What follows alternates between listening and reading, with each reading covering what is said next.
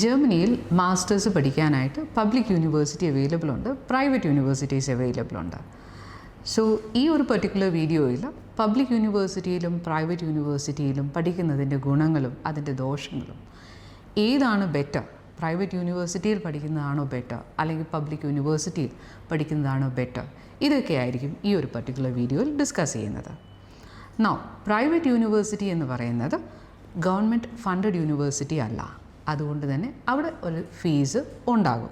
പക്ഷേ ഉള്ള ഫീസ് അത് കമ്പാരിറ്റീവ്ലി UK, കാനഡ പോലെയൊക്കെയുള്ള കൺട്രീസ് കമ്പയർ ചെയ്യുമ്പോൾ ഫീസ് കുറവായിരിക്കും.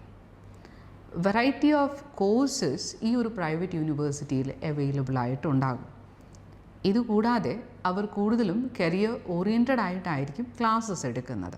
പബ്ലിക് യൂണിവേഴ്സിറ്റി വരുമ്പോഴേക്കും അത് ഗവൺമെൻറ് ഫണ്ടഡ് യൂണിവേഴ്സിറ്റിയാണ്.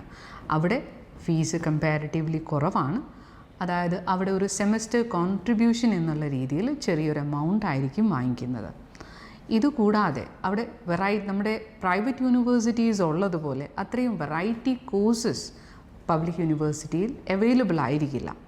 ബട്ട് അവർ കൂടുതലും റിസർച്ചും ഒക്കെ ഓറിയൻറ്റഡ് ആയിട്ടുള്ള കോഴ്സസാണ് പബ്ലിക് യൂണിവേഴ്സിറ്റി റൺ ചെയ്യുന്നത്. സോ പ്രൈവറ്റ് യൂണിവേഴ്സിറ്റി വരുമ്പോഴേക്കും അക്കാഡമിക്കലി കുറച്ച് ലോവർ ആയിട്ടുള്ള ബാക്ക്ഗ്രൗണ്ടുള്ള കുട്ടികളാണെങ്കിൽ പോലും അവിടെ കൺസിഡർ ചെയ്തിരിക്കും. 50-55% ഉള്ള കുട്ടികൾക്ക് ഉറപ്പായിട്ടും പ്രൈവറ്റ് യൂണിവേഴ്സിറ്റിയിൽ ഒരു അഡ്മിഷൻ കിട്ടാനുള്ള പോസിബിലിറ്റി വളരെ ഹൈ ആണ്. നേരെ മറിച്ച് പബ്ലിക് യൂണിവേഴ്സിറ്റിക്കകത്ത് അവിടെ 55% ഒക്കെയും വരുമ്പോഴേക്കും ചാൻസസ് കുറച്ചുകൂടെ കുറവാണ്. 75% ഒക്കെ കൂടുതലുള്ള കുട്ടികൾക്ക് ഉറപ്പായിട്ടും അഡ്മിഷൻസ് കിട്ടാനുള്ള സാധ്യത, അത് പോസിബിലിറ്റി കൂടുതലുണ്ട്. സോ പബ്ലിക് യൂണിവേഴ്സിറ്റിയിൽ വരുമ്പോഴേക്കും നമുക്ക് APS, അതായത് നമ്മുടെ സർട്ടിഫിക്കറ്റ് വെരിഫിക്കേഷൻ റിപ്പോർട്ടൊക്കെ സബ്മിറ്റ് ചെയ്ത് കഴിഞ്ഞാൽ മാത്രമായിരിക്കും ഒരു ഓഫർ ലെറ്ററൊക്കെ കിട്ടുന്നത്.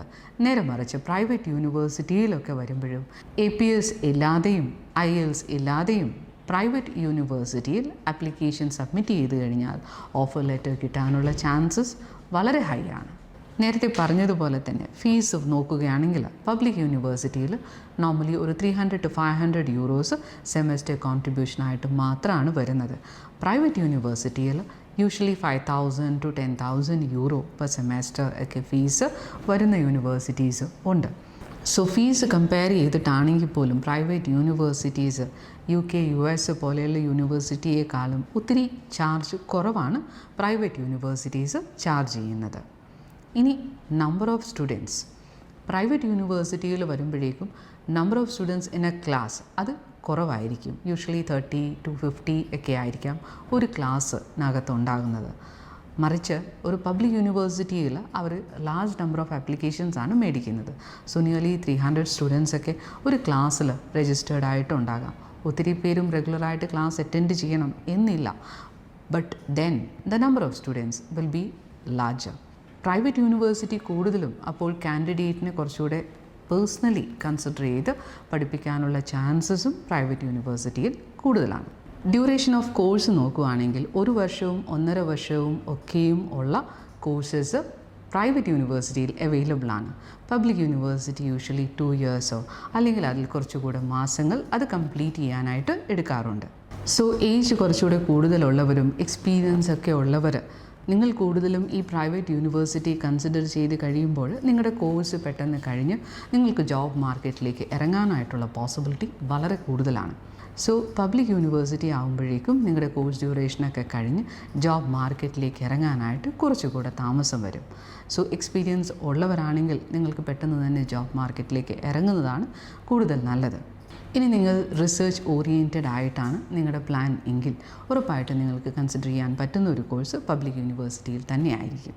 ഫിനാൻസ്, MBA പോലെയുള്ള വെറൈറ്റി ഓഫ് കോഴ്സസ് അവൈലബിൾ ആയിട്ടുള്ളത് കൂടുതലും പ്രൈവറ്റ് യൂണിവേഴ്സിറ്റിയിലാണ്. പബ്ലിക് യൂണിവേഴ്സിറ്റിയിൽ ഇത്തരം കോഴ്സുകളുടെ ചാൻസസ് കുറച്ചുകൂടെ ടൈറ്റാണ്. അതായത് അവിടെ ആപ്ലിക്കേഷൻസ് ഒത്തിരി ഉണ്ടാകുമ്പോൾ നിങ്ങൾക്ക് കിട്ടാനുള്ള ചാൻസസ് കുറച്ചുകൂടെ കുറവാണ്. So public and private universities നിങ്ങൾ കമ്പയർ ചെയ്ത് നോക്കുമ്പോൾ പബ്ലിക് യൂണിവേഴ്സിറ്റീസ് കുറച്ചുകൂടെ റെപ്യൂട്ടേഷൻ വെച്ച് നോക്കിക്കഴിയുമ്പോൾ അവർ കുറച്ചുകൂടെ സ്റ്റാൻഡർഡൈസ്ഡ് നല്ല റെപ്യൂട്ടേഷൻ ഉള്ള യൂണിവേഴ്സിറ്റീസാണ്. ബട്ട് ഇൻ പ്രൈവറ്റ് യൂണിവേഴ്സിറ്റീസ് അതിൽ പോലും നിങ്ങൾക്ക് നല്ല റെപ്യൂട്ടേഷൻ ഉള്ള യൂണിവേഴ്സിറ്റീസ് അവൈലബിൾ ആണ്.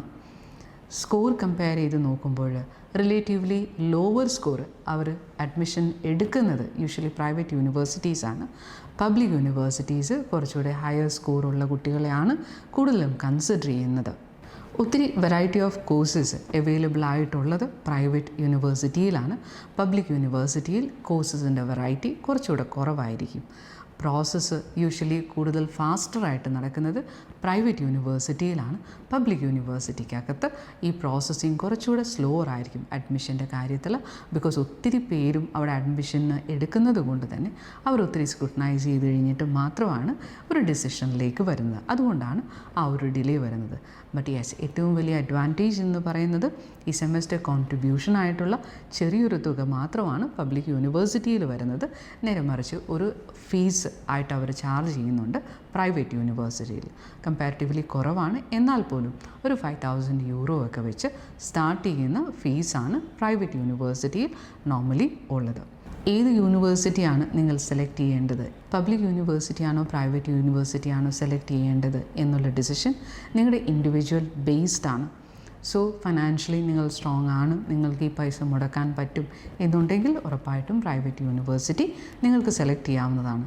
അക്കാഡമിക്കലി സ്ട്രോങ് ആയിട്ടുള്ള ഒരാളാണ് എങ്കിൽ നിങ്ങൾക്ക് പബ്ലിക് യൂണിവേഴ്സിറ്റി സെലക്ട് ചെയ്യാം. സോ ഇങ്ങനെയുള്ള ഒത്തിരി കാര്യങ്ങൾ ഡിസ്കസ് ചെയ്യാൻ ഉണ്ടെങ്കിൽ നിങ്ങൾക്ക് ഞങ്ങളെ കോൺടാക്റ്റ് ചെയ്ത് ഡിസ്കസ് ചെയ്ത് ഡിസൈഡ് ചെയ്യാം. Thank you. MedCity International Academy. Trusted hands forever.